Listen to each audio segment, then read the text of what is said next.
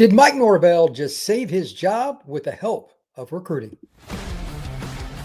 Locked On presents The Portal, the daily podcast covering college football recruiting and everything NIL. Part of the Locked On Podcast Network. Your team every day. Back into the Portal Podcast, where you get your daily recruiting, NIL, and transfer portal scoop. I'm your host, Brian Smith, longtime college football recruiting analyst. Thank you for making the Portal Podcast a part of your day, each and every day, right here on the Locked On Podcast Network.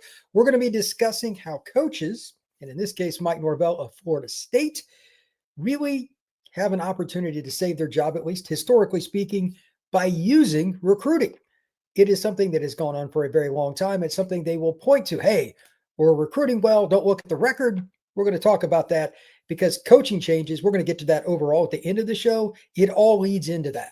Recruiting, how it impacts coaching changes. That is the theme of the entire show. If you have comments in the chat, or if you want to discuss something in specific to Auburn's head coaching position, Florida, Lane Kiffin, LSU, Brian Kelly, Oklahoma State, Oregon State, I don't care which job it is that you're interested in talking about, make your comments known in the chat. And if you have anything you want to add about Florida State and Mike Norvell, please fire away. I am also the host of Locked On Seminoles. And to say the least, the topic of Mike Norvell being the head coach at Florida State comes up on my show over there quite a bit. So let's discuss why I'm bringing up this topic first off. And this is the key to the whole show. Norvell has been on the hot seat for over a year. They went 2-10 last year. They win this past weekend. They're at 4-4. It's been a weird year for the Noles. They beat Bama. And they beat a couple of teams that weren't any good. And then they just could not figure it out. Just couldn't figure it out. 4 games in a row they lost before they beat Wake Forest soundly, by the way, 42-7, I believe. But should it be enough if they recruit well down this stretch, and they're closing in on 30 commitments, to get him to keep his job? What is the complexity of that? I want you to think about that question. I want to go over some commitments, some decommitments, and all of it. We can apply this to different schools. It's going to be important. We're going to come back to the Mike Norvell discussion, and the last guy I'm going to talk about is their most recent commit. But let's talk about the guys that have pledged across the country or decommitted and then pledged elsewhere over the last 24 hours or so. Let's go with Eric Perry. As a reminder, he was committed to Auburn. He's a kid that lives just outside of Memphis. He was a running back recruit. He plays quarterback in high school at DeSoto Central, committed to Auburn a long time ago, but he has flipped to Memphis. So not only did you lose a recruit if you're Auburn after you got rid of Freeze, he's going to a G6 school. That's a tough look, but he's a local kid. He lives probably 15, 20 minutes from Memphis. Dalen Green, one of the kids that Florida State got to flip, he was a local player, close to Tallahassee, committed to Arkansas. They had fired their coach. He flipped to Florida State yesterday. We'll talk about him more here in just a minute. Aaron Thomas, ironically, a Florida State icon, if you will, because his dad, Aaron Thomas, was a starter on the 99 Noles team that won the national title. He was an offensive lineman. So's his kid. He was committed to Ohio State. He decommitted from the Buckeyes. He plays at Mountain Point High School in the greater Phoenix area. He was committed to Ohio State, had offers across the country. A&M, Florida State, Ohio State, everybody recruited him. He's now on the market. Is Florida State a possibility? You bet. This one stings. Talking about coaches being fired. Again, this is the theme of today's show. Aiden Reeder from St. X, one of the best programs in Ohio, down in Cincinnati, was committed to Wisconsin. Defensive player. That is supposed to be Luke Fickell's bag. They're even losing defensive players at Wisconsin with the pathetic season they're having. Right now, he just got done coming off a visit to Michigan. I would assume he's going to commit to the Wolverines pretty soon. We'll see, but Aiden Reeder's a pretty good player. Really liked his film. Jet Walker decommits from West Virginia, and he has flipped to Minnesota. This is kind of random. He's from Georgetown, Texas. Pretty good player. Running back, got some size, 6'2", 215. Minnesota dipping into Texas. That just shows you how wild recruiting is in 2025. Beckett Schreiber, offensive tackle, 6'5", 280 pounds. This is another kid that just shows you the shots and the hits just keep coming for Wisconsin. He's from Madison, Wisconsin. He was committed to Washington State. He decommits and flips to Minnesota, an arch rival of the Badgers. And he's from Madison, where the University of Wisconsin is. It's just, again, recruiting is wild. I would have never envisioned that. but it just shows you how difficult it is. Now, just straight up commitments. This first one is cool because this shows you how broad college football is. Beckett Schreiber was the last kid, kind of a local deal. This is his polar opposite. And I'm probably going to mispronounce the name. Adrian Bakibel or Bakibel. I'm not sure how you pronounce it, but he's from Sweden. And he's going to Kansas State. 6'3", 290, defensive tackle. The Wildcats go all the way across the pond to get somebody from Europe. That's pretty wild. Braden Stevens from Platte City, Missouri. He's a slot receiver, 5'8", 165 pounds. He is also committed to Minnesota, so the Gopher is definitely getting it done. Joshua Pittman, 6'3", 210-pound linebacker from Suffolk, Virginia, plays at Kings Fork High School. He has pledged to Pitt. That's a linebacker. That defense is nasty. They got a couple of guys who are probably going to play in the NFL. Pretty easy for Pitt to sell the linebacker spot right now. And now for the Florida State part, and this will be the theme for the rest of the show, Franklin Whitley. Like I said, should it be a big part of whether or not a school keeps a coach or not, because all of a sudden they're recruiting better? The hype around Norvell in the 23 season, he found a way to mesh the portal players together, and they won. And they did. They were really, really good. But he's never been a good high school recruiter. The end of last year, when he was basically forced to make changes or he was going to get canned, they started recruiting better. They finished that cycle much better than anticipated. And they've recruited pretty well for the class of 26. Well, in the last 24 to 48 hours, they've got like 3 commitments. A couple other guys, Chris Carbon, defensive end from Hillgrove High School. On my Locked On Seminoles channel, I featured him yesterday. He's a player. Good player just outside of Atlanta. Okay, that's good news. And they also got the kid I talked about just a minute ago, Dalen Green, a strong safety linebacker type that's an athlete, a big-time hitter from the local area, but they missed out on him originally to Arkansas. They were just flat out recruited for a local kid. That's never good. He has flipped from Arkansas now that that staff has been flipped over, and T. Will, the guy that recruited him to Arkansas, was fired. He's committed to FSU. And then finally here, Franklin Whitley, 6'6", 265 out of Greenville, South Carolina, picks the Noles. Should that be a scenario where it helps galvanize them? And should Florida, this going on further on this, should the Noles send all their money into the NIL because they don't want to join this coaching market? I guess we could throw that in there too. It's an interesting topic. I don't think there's a good answer to this. There are a lot of people that are probably not very excited if you're a Florida State fan about the prospects of keeping Norvell, but 2 points here. Number one, I hope I'm wrong on this because, again, I run Locked On Seminoles and I don't want to see Norvell back. I'll just be honest. If they're going to do it, this is the first thing that usually happens. Instead of the money from the boosters going to the coaching buyout, look at Florida last year, they dumped it into NIL to keep players. Is FSU taking a playbook from the Gators? It's not a new one, really. It's one the Gators have stole before because it's been used for decades. It's a different era with NIL, but money to fire out, to get rid of the firing squad and go with the recruiting pitch is a different thing for different schools. They don't want to talk about it that way, but it's something that gets discussed behind closed doors. The firing squad comes out and says, we just didn't get it done. We just finally came to this conclusion. Baloney. There's no way that Norvell's ouster hasn't been discussed for a long time at FSU, just like at Arkansas, just like at Oklahoma State, just like at Virginia Tech, etc. These things usually accumulate over time. Nobody's ever honest about it at the podium, but they'll use recruiting because they don't want to spend the money on the buyout. What is it for Norvell? North of $50 million. It's not friendly. And they just hired coordinators that were pretty well thought of. Between Norvell and the 2 coordinators, it's $60+ million just on those 3 people. If he was to get fired, and those 2 would be gone as well. That's a lot. So my guess is, yes, they are using the recruiting crutch, dumping money in. That is my guess. I have no inside knowledge, but that's what I think. I'm not saying that staff isn't trying to apply themselves and do a good job. They've done a pretty good job with this class. They've got a lot of underrated kids. With that being stated, do I think it's the best decision? No, but it's also not my money that would be spent, again, to get rid of Norvell, get rid of the rest of the staff that doesn't end up staying. And then you got to go buy another staff too. That's really what it is. And then you have to look at Auburn, LSU, Florida, Penn State, all these jobs that are open. It's tough. It's really, really tough. Do you have the opportunity to make it happen quickly and flip it over with the right hire? Yes. My guess is they don't want to spend the money that is needed, especially with the competition that is out there. With that being stated, when we come back, I want to talk about how recruiting, Florida State, again, is the example, is probably going to help decide whether some other jobs are saved and who has a chance to push forward because some of these schools are chopping schools off. We're going to talk about that next, right here on the Portal Podcast.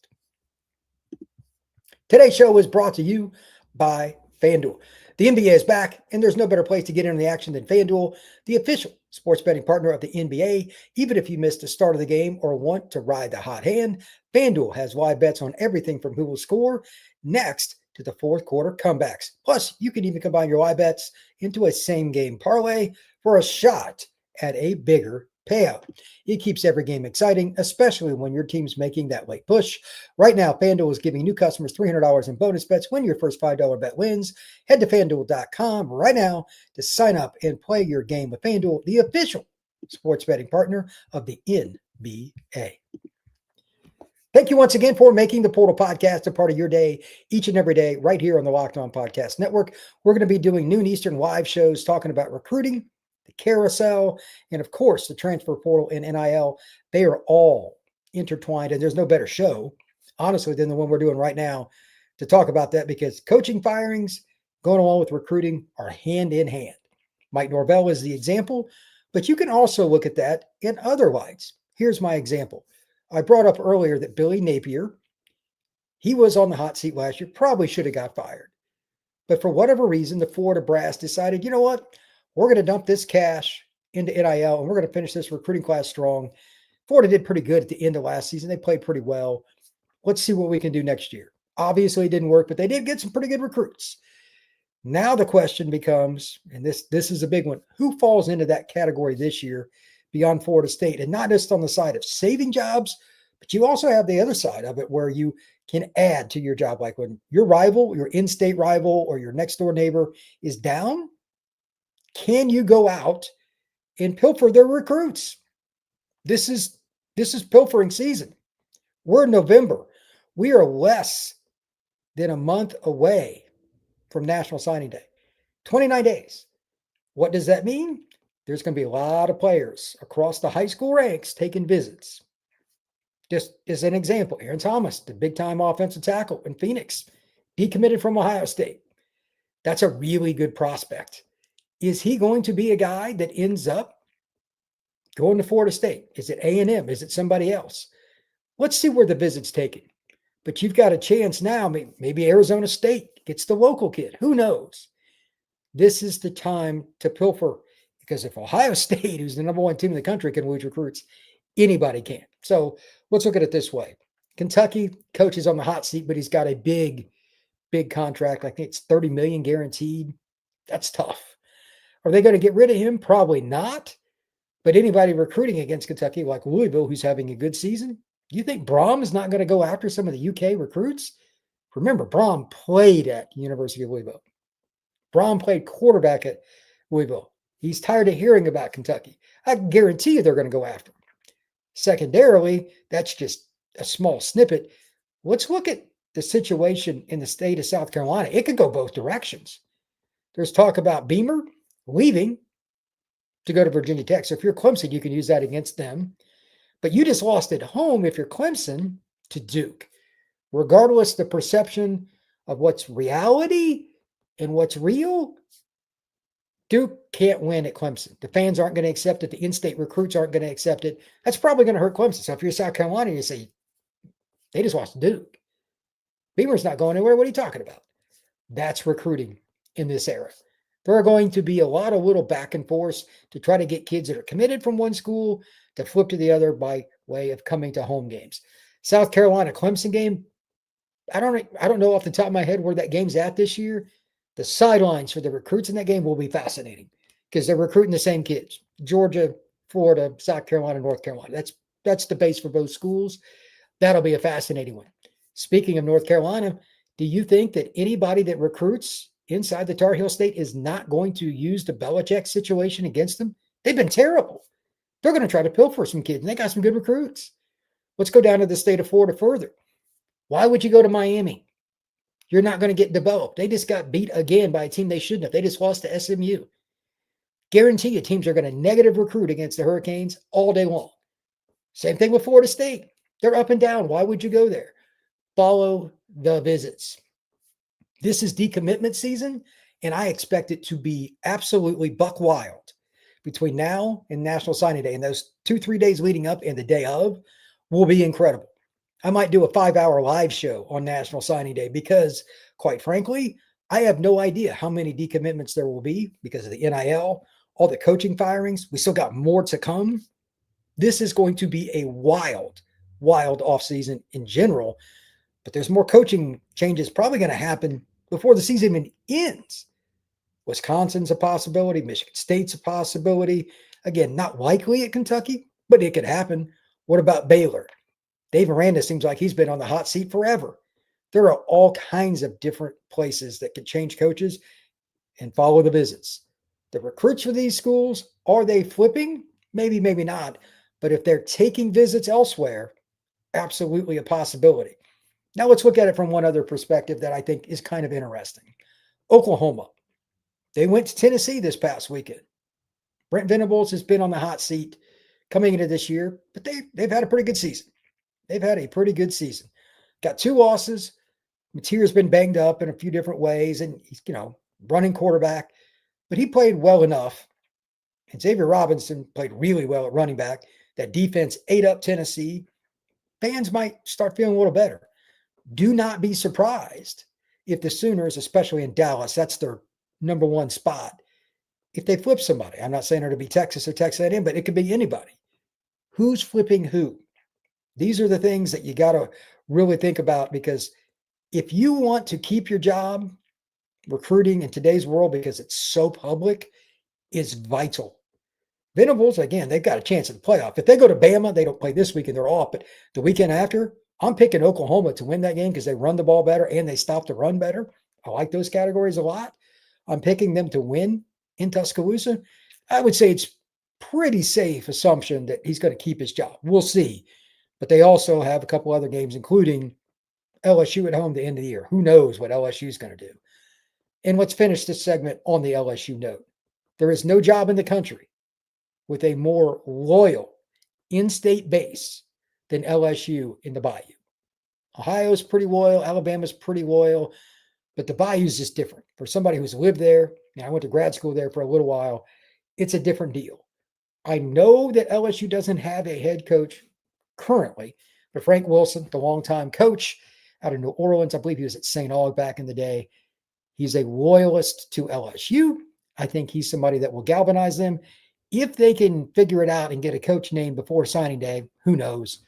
Don't be surprised if LSU adds recruits. It's still LSU. So there's so many little things to talk about. It's a lot of fun. When we come back, I want to talk about a few possible coaching changes and why I would look at them from not only this year's perspective, but next year in part, due once again, yes, to recruiting. That is next here on the Portal Podcast. Today's show was brought to you by Game Time. College football is as wacky as ever, entertaining as ever, and I personally couldn't be more excited, and I'm sure you are too. Anytime you go to games, the tailgates, the rivalries, the energy in the stands, that's a blast. You don't quite like going to a live college football game, but let's be real, actually getting tickets to see your favorite team play, it can be more of the battle than the actual game itself on the field, endless queues, hidden fees, and prices jumping out at you at checkout. That's why this guy uses Game Time. I just bought 2 tickets to go see a basketball game, and I was done in less than 5 minutes. And that includes putting in my credit card information, and I was done. All I did, because I've got the app on my phone, I just went in, typed in the team name, looked for the seats that I'm looking for, checked it out, and you can see your seat view right there on your phone, your tablet, whatever, and you can be done, again, in less than 5 minutes. I was in and out. Not a problem at all. So take the guesswork out of buying college football tickets with Game Time. Download the app, create an account, and use code LOCKEDONCOLLEGE for $20 off your first purchase. Terms apply. Again, use promo code LOCKEDONCOLLEGE for $20 off. Swipe, tap, ticket, go. Download the Game Time app today. Thank you once again for making this show your first stop each and every day. Got, again, live shows at noon. I've got to show up early every morning. So we got 2 shows during the week. We'll have some weekend action as well. The Portal Podcast is going to be a place for you to get all kinds of information regarding coaching changes, transfer portal, commitments, decommitments, and then just anything else that's going on. I'll talk a little college football playoff from here and there too, but it's a lot of fun. So with that, I see I've got one comment in the chat. I'll check it out real quick. Luke, if FSU wins out, could they potentially finish with a top 10 class? Sure. 100%. I think that is a very worthwhile question, actually, because Florida State's somewhere like number 14 or something like that. Matter of fact, I've got it here. Let's see where we got the Noles. Florida State's recruiting class right now, for those of you that are curious, they've got 28 commitments and they're ranked 13th. I mean, that's only 3 spots. That wouldn't be all that difficult, to be honest with you. And let's just look at it just for a second. They've got a lot of kids from the areas that you should be recruiting. Sarasota, Southwest DeKalb High School, Ernest Rankin's one of the best defensive linemen in the country, just outside Atlanta. Devin Carter, another Atlanta area kid. His dad, Dexter Carter, was a stud for the Noles in the 80s and played in the NFL as a running back. Xavier Tiller, another Atlanta area kid out of Langston Hughes, big-time flex tight end. Isaiah Williams, he's from the greater Orlando area. He's an outside linebacker, very talented. Jay Timmons, his dad played at Florida State, although that could be trending towards Ohio State. He took a visit there recently. We'll see if the Noles can hold on to him. Brandon Bennett, one of the fastest players in the country. He's out of American Heritage in South Florida. He's a 10'4", 100-meter kid. Ephraim White, he's a guy that's been on the radar for a long time at a program that's very well respected in the Sunshine State, Vero Beach, receiver, DB. He can play just about anything. Jaden O'Neal, big pocket passer who can move. He can run RPO for you. He's the quarterback in this class. Jonah Winston, yes, that is Jameis Winston's younger brother, wide receiver out of the greater Birmingham area. Jason Lopez, who just broke a couple of records in the state of Florida for receiving yardage and all that. He's out of Shaman, out of Madonna, same high school as Jeremiah Smith, JoJo Trader, and a whole bunch of other guys. He's going to be the slot receiver in this class. Tico Crittenden, kid out of Lithonia, Georgia, another guy from the greater Atlanta area. They hit the spots they should. And then just adding in some other guys like Sean Johnson. He's out of Archbishop Spalding. He's a safety that's from D.C. You'll gladly take him. He's a good player. Tadarius Hughes, a kid from South Florida, another safety, really athletic, 6'3.5", 200 or 180 pounds. They've got talent in this class. So overall, again, can they have a top 10 group? 100%. My question for you, and just in general, how many people in the Florida State upper echelon of the boosters want to go this direction? I have no idea. But if this is what they want, if they don't want to try and choke down that contract for Norvell, this is really your only other option. Florida State fan base is not going to be happy unless Norvell's gone, that, as a whole. We know that. But if it's too much, you might as well get the talent. I will gladly sign off on that part. You need to recruit high school better. This gives you a chance. Is it going to be enough to offset what's been going on? Probably not. I don't think so. But at the same time, I look at it like this. Florida State needs a talent infusion. They're going to have to spend some money in the portal as well. So we'll see. But again, I don't know what's going to happen. But it looks like to me Florida State is at least leaning towards keeping Norvell and dumping cash into the recruiting ranks, because I don't think all these commitments are by coincidence. I really don't. Luke, once again, who is the highest rated realistic flip target for Florida State, if you had to say? A lot of that stuff is done behind the closed doors. Good question. There's probably a handful in the state of Florida, stuff that won't be reported. That's just how this works.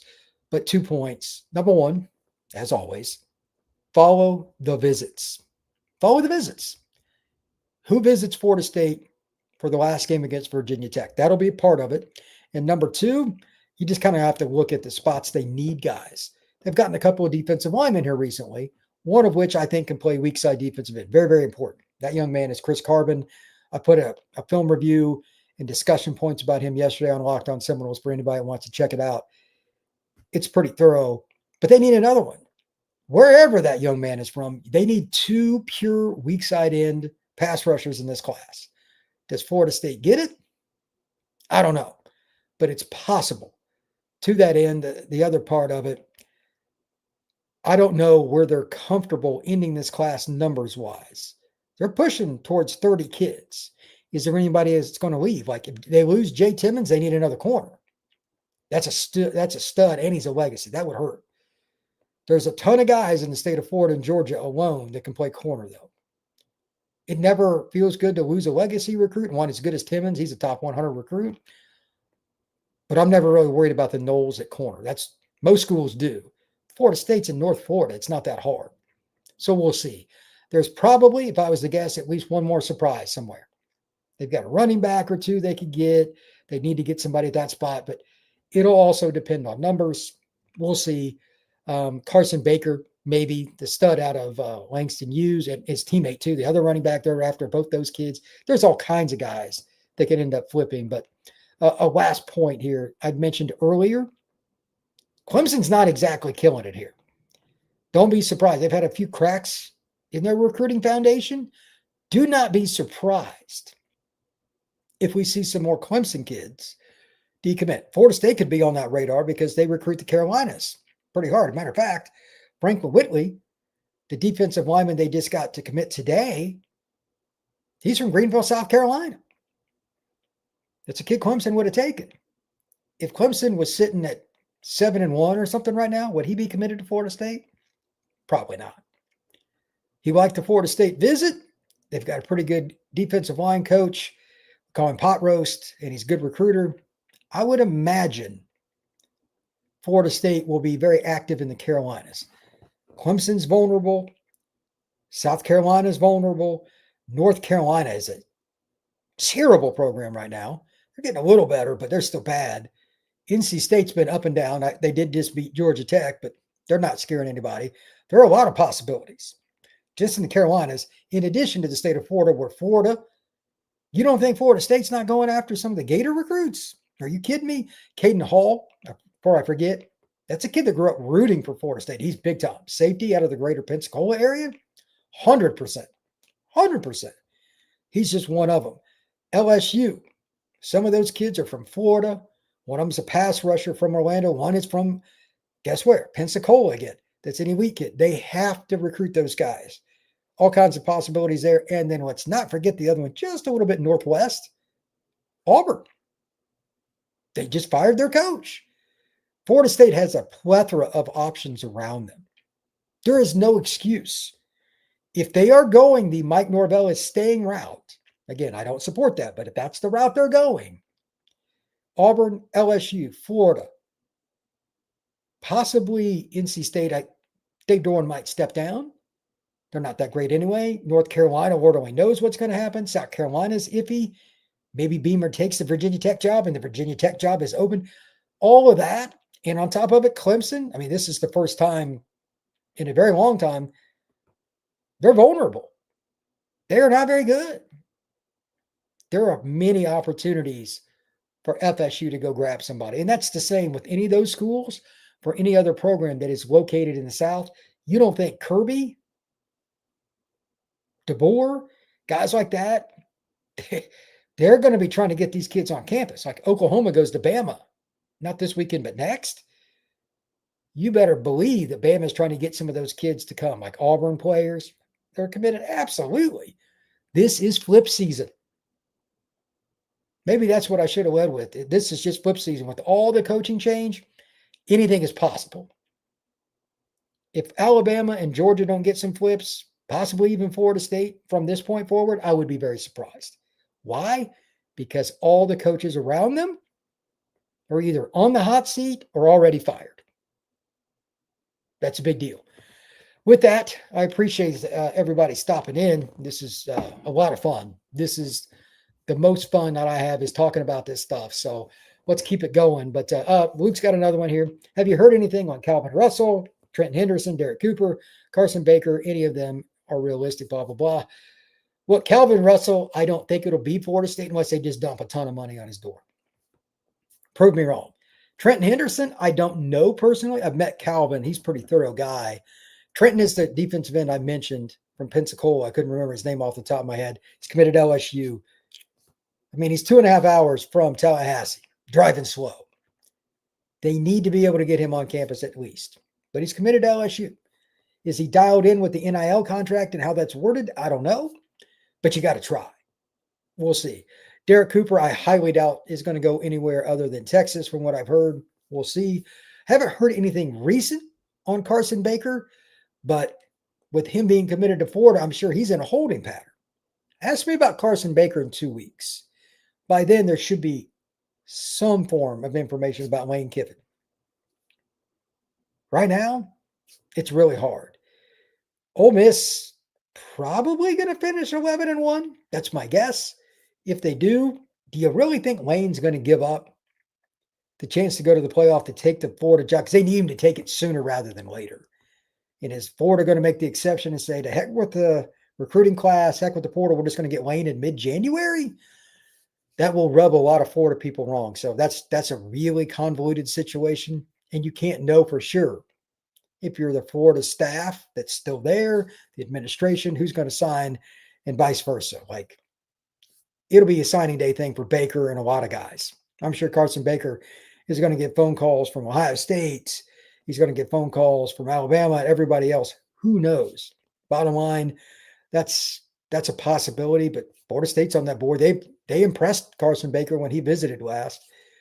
Who knows? If Florida State does good down the stretch and wins 3 of their last 4, it's a possibility that Florida State becomes a hot recruiting team. And then going back to your original question, maybe FSU ends up being, possibly here, ends up being a top 10 recruiting class. Got to add a couple more guys, and maybe some schools that are ahead of them lose some players. Anything is simply possible. Recruiting this year is really wild. Alan Beck, and quietly, Lane works in the shadows, 100%. Who knows what that means, though, for recruits? Look at it this way. If you're a football recruit and you're looking at Ole Miss, you don't know. If you're a football recruit and you're looking at LSU, you don't know. Lane could end up there.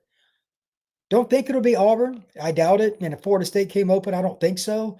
But that Florida job's probably the leader in the clubhouse if he does change jobs. I personally think he'll stay at Ole Miss because of the timing.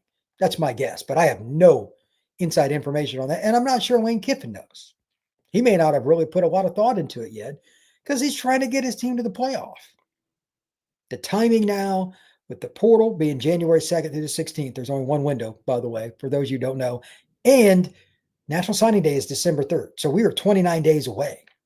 29. With all of that combined, there is nothing good for coaching changes. There's nothing.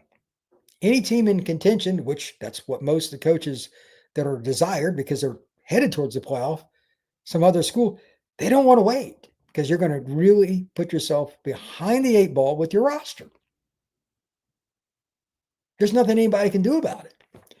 It's just a timing deal. So I'm curious to see, as Alan Beck mentioned here, Kiffin working behind the scenes. That can mean a lot of things. Who knows? Until he comes out and openly says there are no jobs that I'm taking other than the Ole Miss job, highly doubt that. He's a consideration for at least 2 schools, being LSU and Florida. So that's in addition to where he's at now at Ole Miss. And that sets the market because he's pretty much the top guy that's possible right now.